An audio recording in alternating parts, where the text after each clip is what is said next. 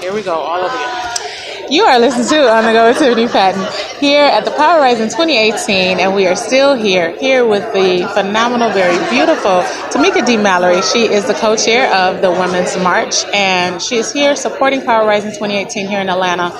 And what we want to ask Tamika is, how important was it for you to be here today? Because we're supporting so many different initiatives, from economic empowerment, mental health, wholeness, equal pay, equality for women, on and on and on. Why was it important for you to be in this place today? Well, first of all, I feel like being here at the Power Rising Conference feels like home for me, because the work that I've done for almost 20 years of my life has been about liberation for Black people. I've been working for Black people forever, and it's something that I will continue to do. And in every space that I go in, whether it's the Women's March that is very diverse, or any other space, I always bring Black women with me, and Black women are always upholding me and helping me to be able to carry out our mission within those spaces. So I was so happy when I heard from Leah and Mignon and others that this was going to be happening, Power Rising was happening. The other thing is, we're not just here, we also are sponsors of this conference, because I think it's important for us to share resources. This is the first annual for this conference, and the Women's March has a year in, and so whatever resources we have, whatever little bit we can give to help keep things like this going across the country, it's important. And Black women are an investment. We know that in the last few elections, 90+% of us continue to show up and do the right thing. Mm-hmm. And so therefore, folks ought to invest in ensuring that we keep holding the line, because other communities are trying to get it together and they don't have it together. Right. White women have a lot of work to do, with 53% of them and voting for Donald Trump, but also 50+% voting for Roy Moore in Alabama, when the rest of us, when Black women unapologetically put Doug Jones in office. Mm-hmm. And so we are an investment, and the Women's March is invested in here. We have members of Women's March that are traveling down, with me today. They've been here actually for the entire conference.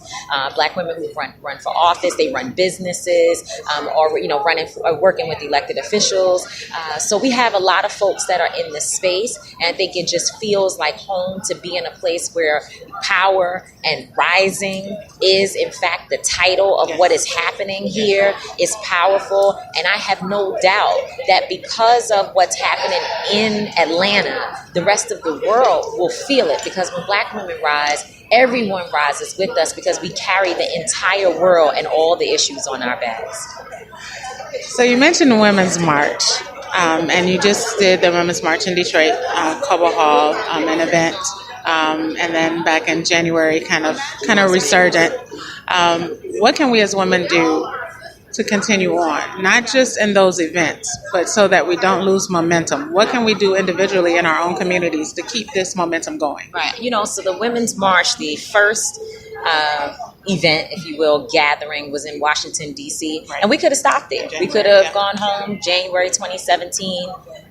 5 million people worldwide, most historic march in U.S. history. You probably will never be able to top that. So we could have packed it up and went home. But we decided that having that type of attention, resources, and so many people who dedicated so much to make it happen, still wanting to work, state organizers, huddle organizers, the list goes on of people who are still at the table, that we would be missing the mark and would be doing a disservice to have all those folks gather to bring that type of convening together and then just disperse. So we did have, first of all, we've been involved in many actions, whether it be the healthcare issues, the Muslim ban, fighting against the NRA. We did a march against the NRA in July of 2017 before folks were organizing in the way in which they are. I'm glad to see that, but we had been doing that work as a network. And so, we did our conference, as you mentioned, at Cobo Hall in Detroit in October,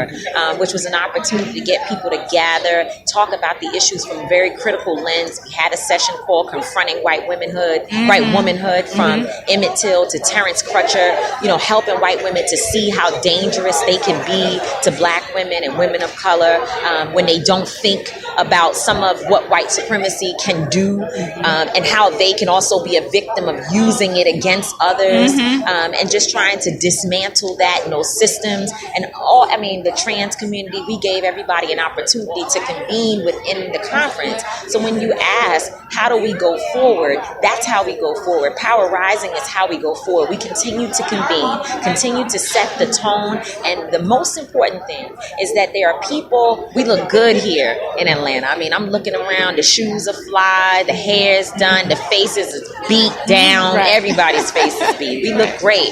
If we contain it here and we don't take this information to the ones who have the head wrap on, who might be at the beauty supply store right now, getting her some new eyelashes and not thinking about what we are doing here on Peachtree Plaza, if we don't take this information there, we are going to lose. It is only going to be as powerful as we are connected to those who don't have the opportunity to come to these places. They don't have the resources to register. They don't have the knowledge. They don't even know about it. And it is not their responsibility to come to us. It is our responsibility to go to them. Well, I thank you, my beautiful, bold, courageous Black sister. Please continue. We wish you much continued success. Please don't stop, and please stand on our shoulders. We continue to lift your hands up as they did with Moses and Aaron, because we know the work isn't easy, but we thank you so much for being a trailblazer in it. Thank you. I appreciate you, and y'all pray for me. We will, most certainly. Thank you. Thank you. We've been on the go with the very beautiful Tamika D. Mallory. This is On the Go with Tiffany Patton, your link to love, life, and liberty on iHeartRadio.